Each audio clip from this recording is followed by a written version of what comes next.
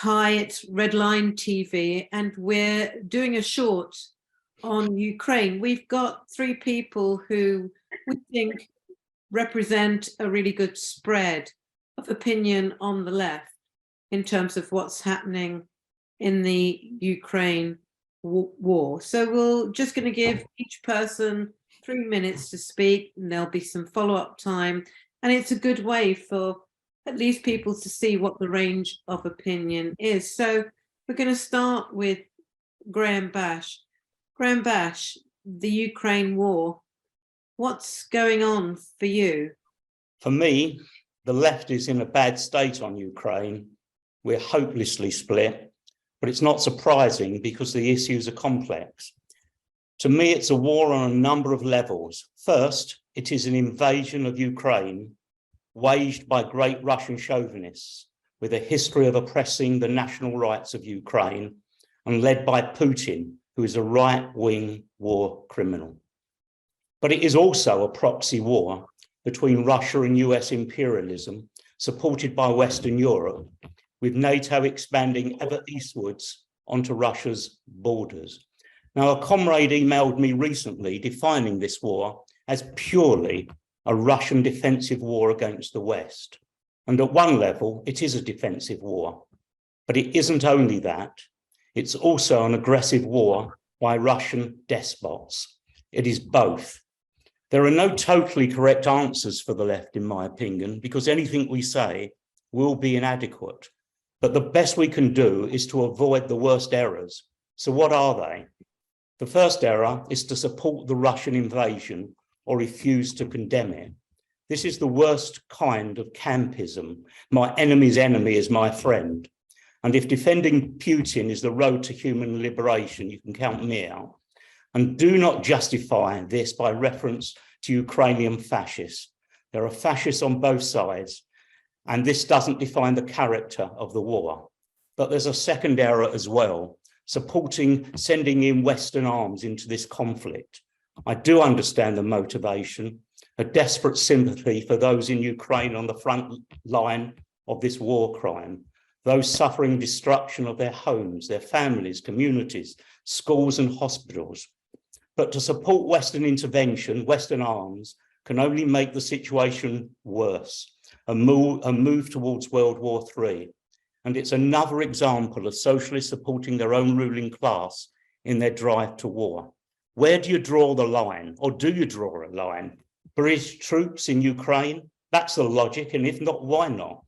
Now, we must, of course, beware of oversimplistic historic parallels, but I do recall 12 years ago when Gaddafi was busy murdering his own people in Libya. At an LRC National Committee, someone argued for Western intervention, and I remember John McDonnell patiently explaining how this would only increase human suffering. How things have changed. And at the start of the First World War, some socialists argued support for the war to defend plucky little Belgium. Not without reason. The people of Belgium were being butchered by massacres carried out by German imperialists. And yet, international socialists stood out against these pressures. They saw legitimate struggles for national self-defense subsumed within a global struggle between imperialist blocs. The crimes of World War I were enabled by well-meaning socialists. So too today in Ukraine. I'm with Jeremy Corbyn and Stop the War. Thanks, Graham.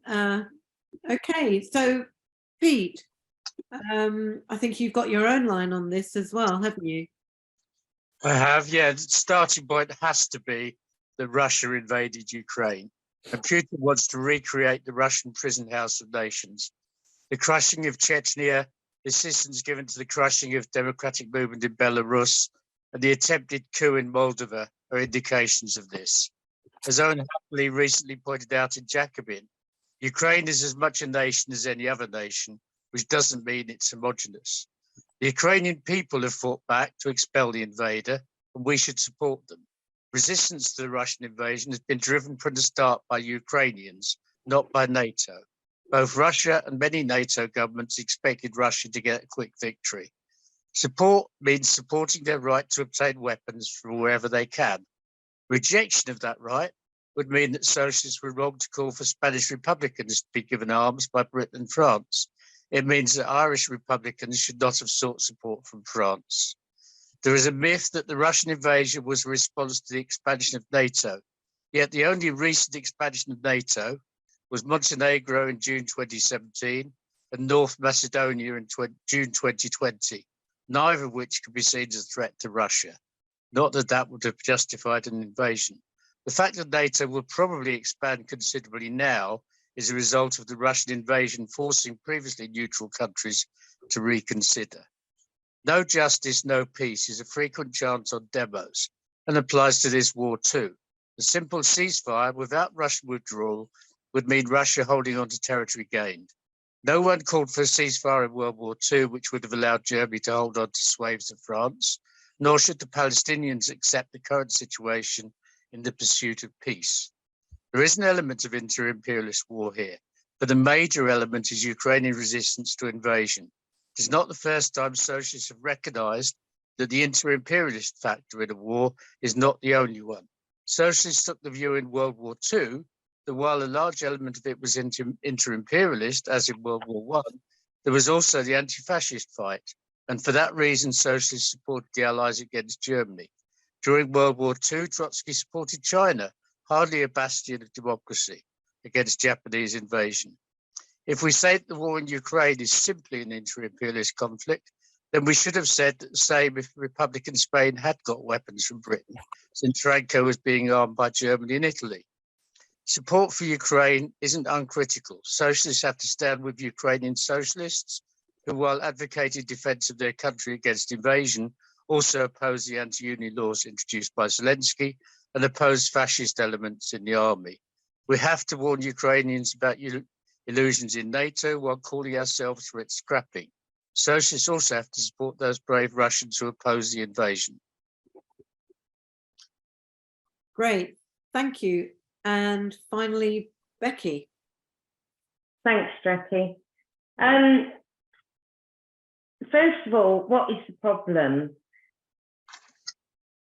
The problem is that hundreds of thousands of people are being killed, and giving more arms to Ukraine is just going to increase the death toll and actually spread war across the entire region.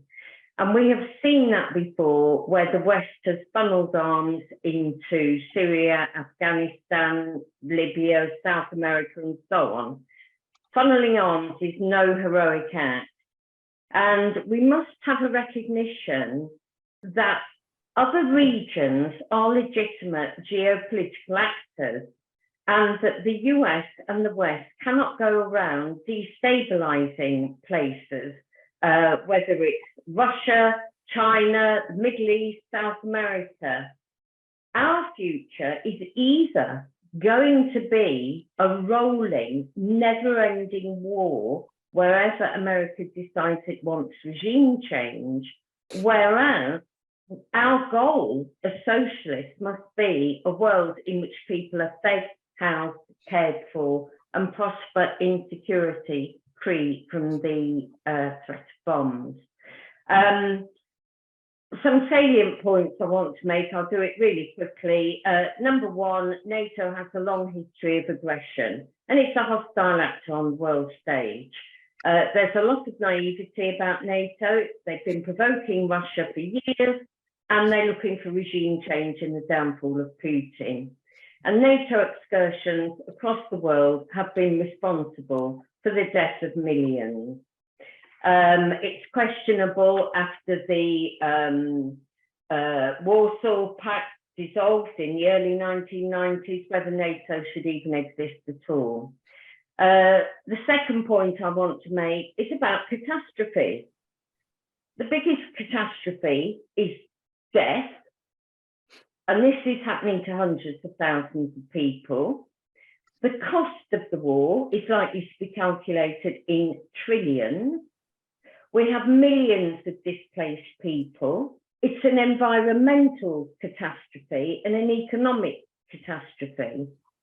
And my third point is that war begets more war. What's this going to be like? A trench war like World War I that will go on for years?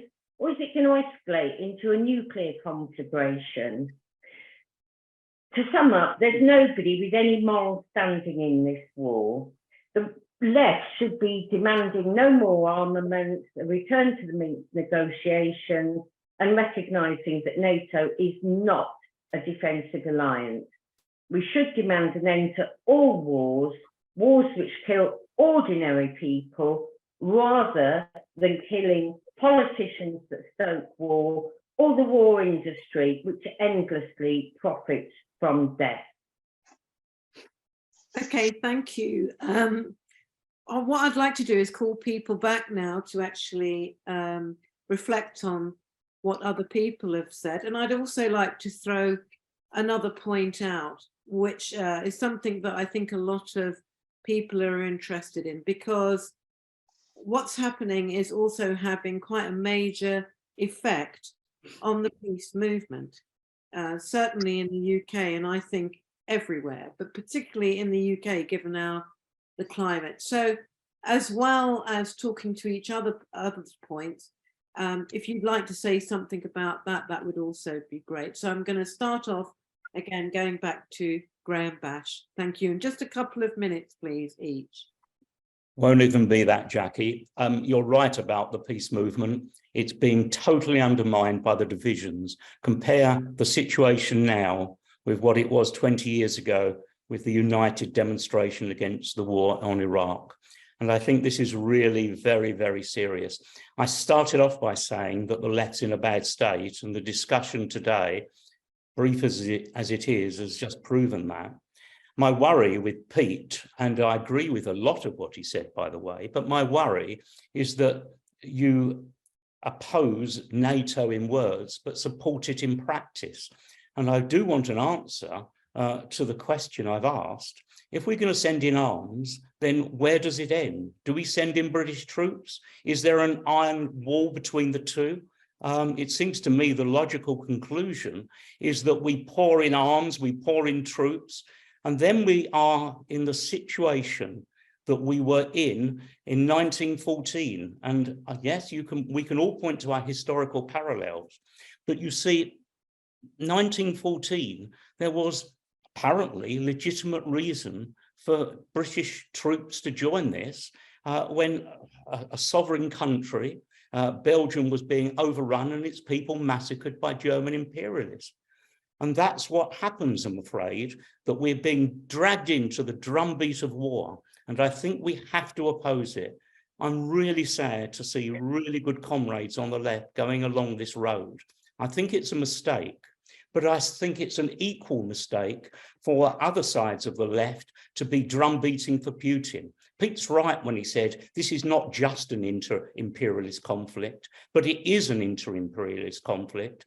And however much we support the right of nations to self-determination, and I support the right of Ukraine to self-determination, these are not historical absolutes. And I think we have to see this tragedy in its global context with its global implications. No to Putin, no to Biden, neither Washington nor Moscow. Okay, thank you. Pete, couple of minutes. Yep. I mean, I have problems with the question about peace movement because people seem to define the peace movement as strictly stop the war. And I think stop the war lost its way a long time ago around Syria, if not earlier. So, and I think stop the war has a very wrong view of the war in Ukraine. The problem with the view that simply stop it is you are saying, therefore, Russia gains the territory that it's won in the war. That's the fact. You can't change that. I'm against NATO troops being in there on the ground. I'm in favour of Ukraine getting weapons from wherever it can, and I think there is a distinction there. Graham, in your analogies about the saying, well, yes, it's inter-imperialist and an attack on Ukraine, you don't respond to my point about the Second World War, where socialists thought, yes, it's an imperialist conflict, but within that, there's the anti-imperialist fight, and therefore took sides. And I'm saying that whatever the element of inter-imperialism here, we have to take sides in support of Ukraine. And bear in mind, was a Russian invasion. You cannot get round the fact that it's a Russian invasion and it's Ukrainians who resisted it, not goaded by NATO, but Ukrainians insisting on defense of their country. And actually, if you look at it, Ukrainians have had to beg for those weapons all the way along. They haven't been, freely and quickly given or anything like that. So it is Ukrainians resisting, and we should be supporting them in that resistance. And I'll stop there. Thank you. Rebecca Massey. Yeah, I mean, we could talk about the ins and outs of things for probably hours. I'm going to stick to my point that arms and war cannot be good. Negotiation, diplomacy is good. The Minsk agreement, which Merkel, blurted out weren't worth it anyway, they must be worth returning back to, because nobody's mentioned the Donbass region, which is what the Minsk agreements were about, and the civil war that has been going on there, and the 15,000 people that were killed before Russia ever invaded anywhere. So go back, stop, go back, do these talks. A similar thing happened in Georgia with very similar two regions, Ossetia, I can't remember the name of the other region, bordering Russia in Georgia. And there were negotiations, and those two regions are now autonomous, self-controlling, and there is a Russian peacekeeping force in there. And hundreds of thousands of people are not dead in Georgia. So to me, it's simple. You carry on arming. Where are you going? Where are you going, and for how many years are you going there? Okay, thanks very much. So there you have it. And I think that reflects the broad sort of differences on the left at the moment. Who knows where it's going to end, but we'll be following it up on Redline TV. Thank you.